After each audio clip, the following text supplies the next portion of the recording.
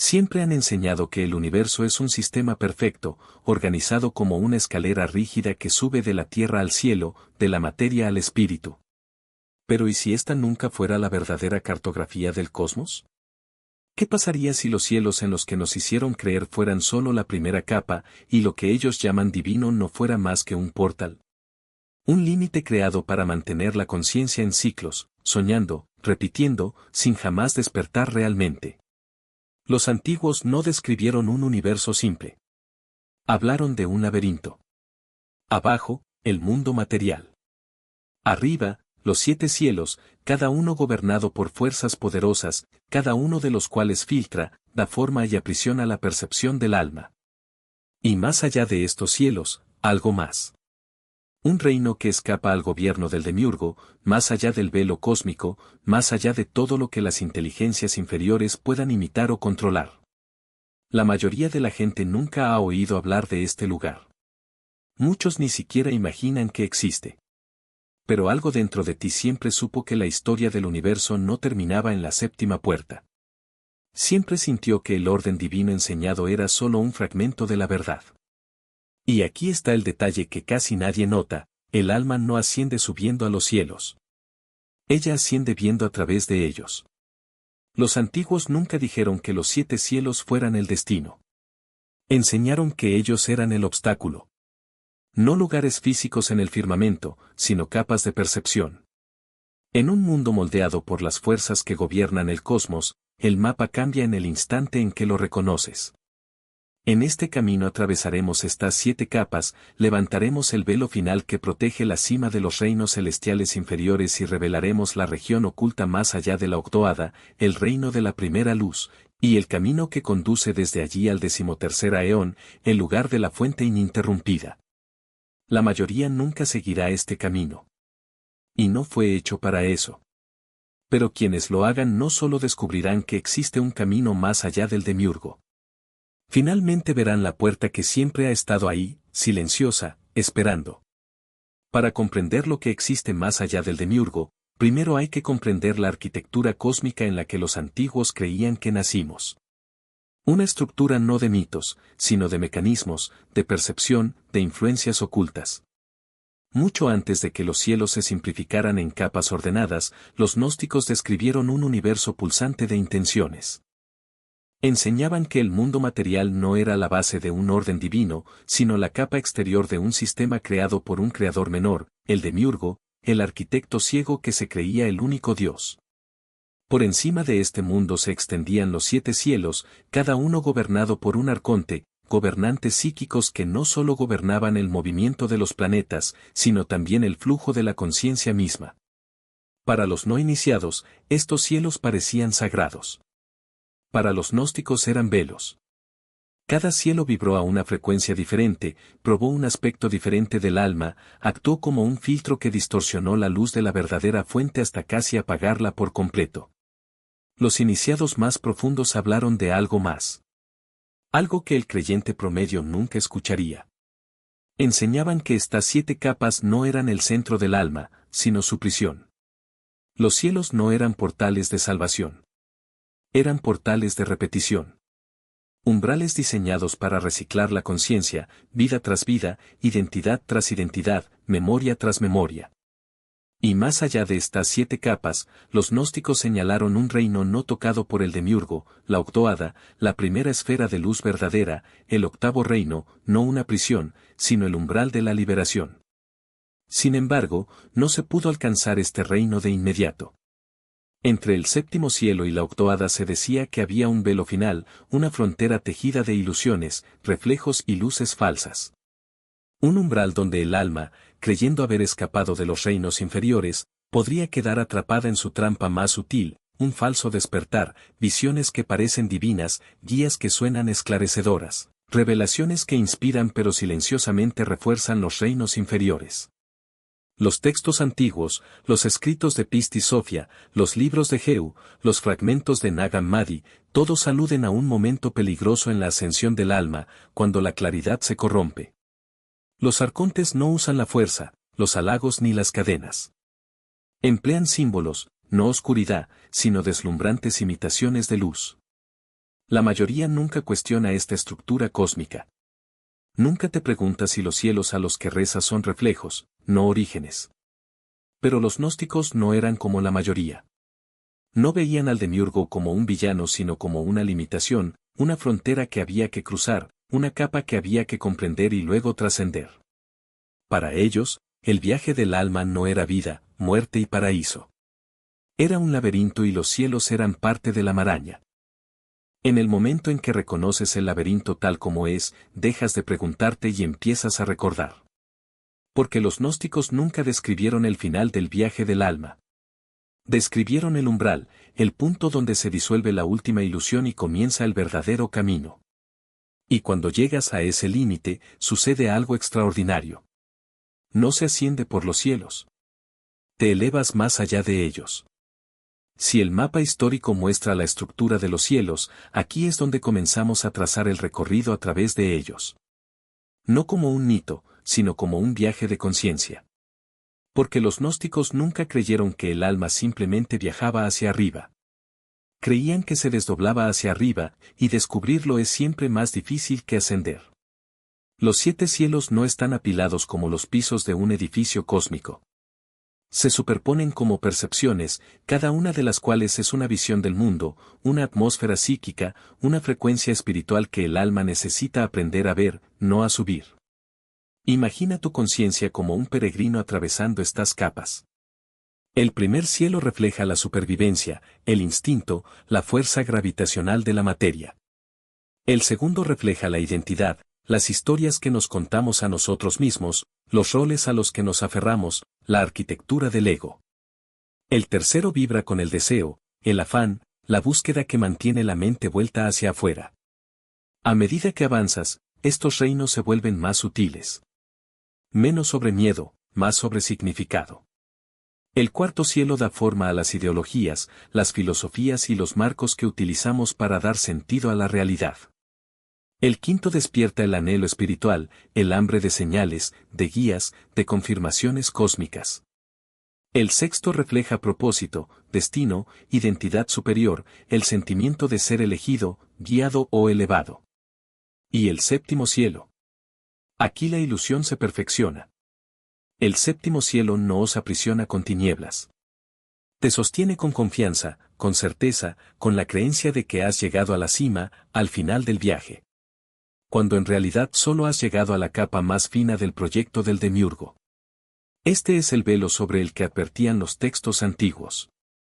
La falsa plenitud, la luz imitada, el reino casi divino que refleja la verdadera fuente de tal manera que, la ilusión del progreso sin transformación.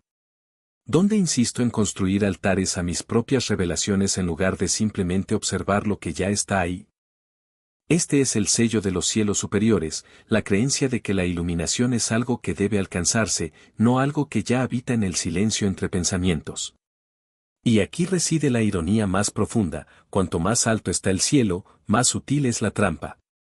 Los primeros niveles engañan con miedo, los intermedios con promesas, pero el séptimo cielo engaña con el lenguaje mismo de la libertad. Te da la sensación de haber trascendido, mientras en realidad te mantiene girando alrededor del mismo eje de significado.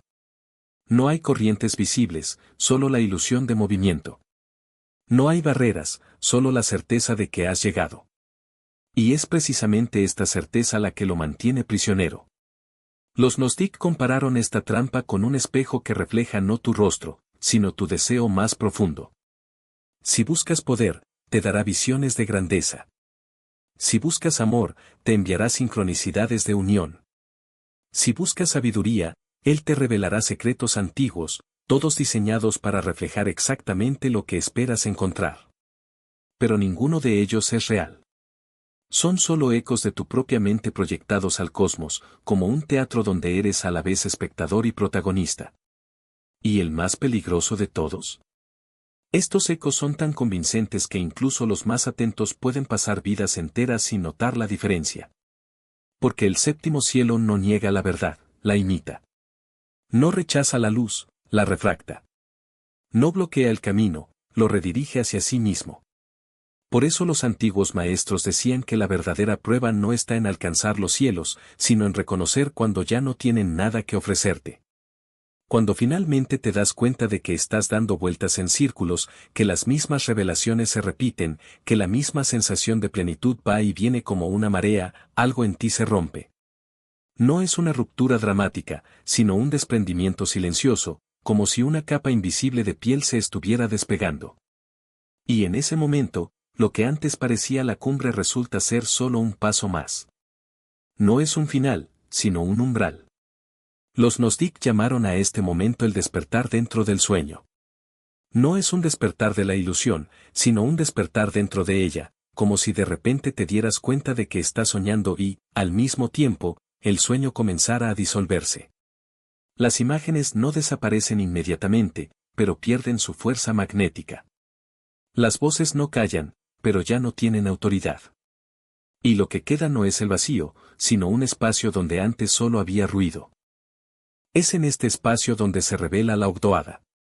No como un lugar al que llegar, sino como un estado que ya está presente, escondido debajo de las capas de significado que has acumulado. Aquí la luz no proviene del exterior, sino del acto de percibirse a sí mismo. Ya no hay necesidad de buscar, porque lo que buscaba siempre estuvo aquí, no como un objeto, sino como la conciencia observadora misma. Los ayones no os dan nada, porque no hay nada que daros. Simplemente reflejan lo que ya eres pero que has olvidado ver. Y por eso el paso a la Ogdoada no es una ascensión, sino un despojo. No subes, te sueltas. No conquistas, lo reconoces. No llegas a ninguna parte, porque el lugar en el que siempre has estado es exactamente donde necesitas estar.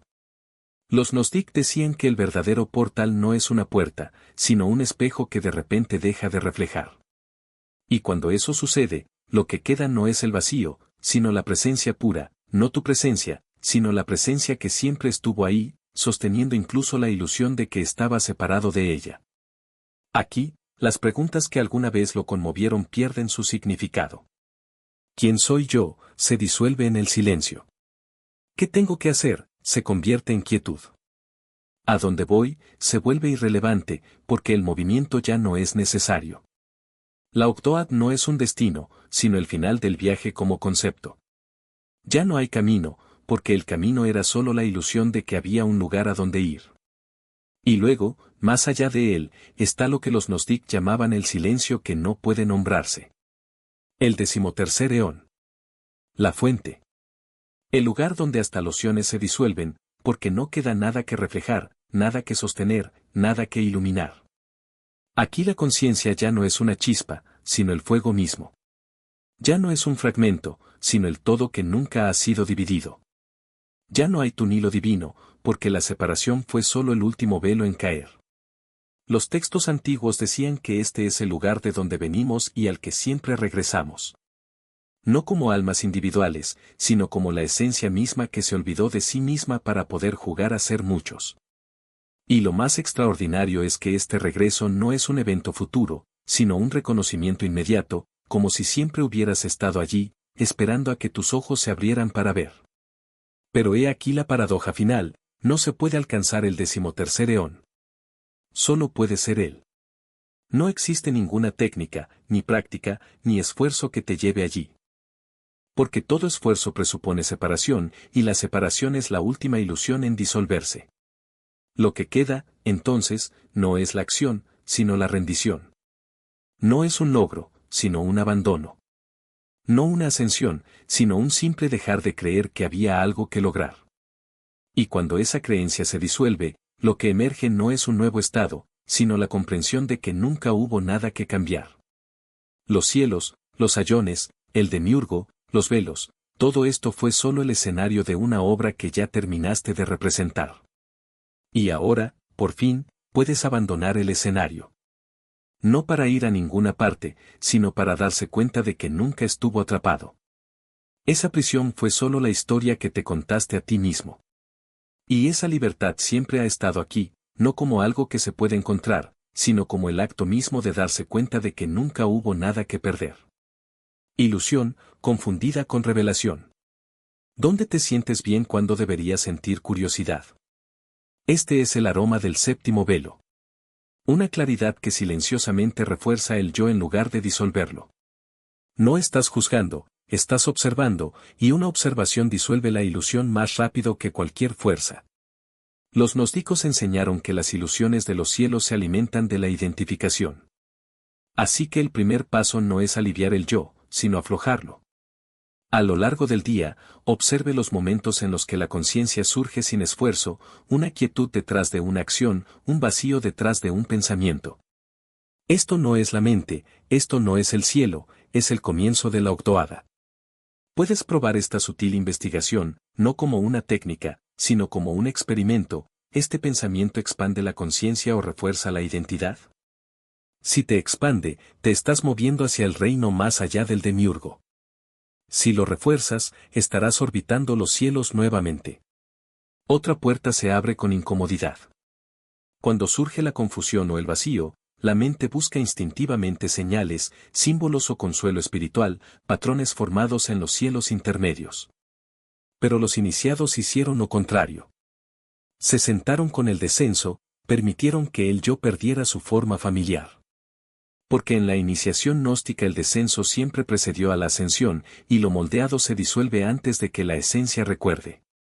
Pruebe esto con delicadeza, cuando surja una emoción difícil, no la nombre, no la interprete, no le asigne significado.